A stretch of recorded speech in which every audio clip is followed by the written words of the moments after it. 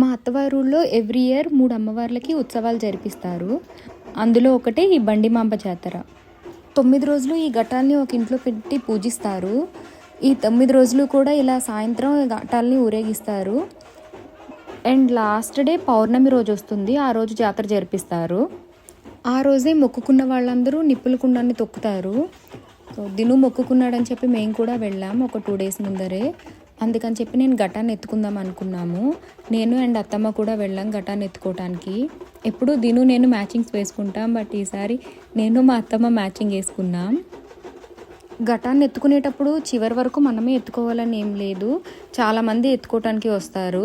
అలా ఊరంతా తిరిగేటప్పుడు కొంతమంది అందులో రైస్ వేస్తారు. ఘటాన్ని మారుస్తూ మినిమం 3 times ఎత్తుకుంటారు ప్రతి ఒక్కళ్ళు. నేను మా అత్తమ్మ 3 సార్లు ఎత్తుకొని అయితే ఇంటికి వచ్చేసాం. సో వీడియో నచ్చితే లైక్ చేయండి, ఛానల్ అయితే సబ్స్క్రైబ్ చేసుకోండి.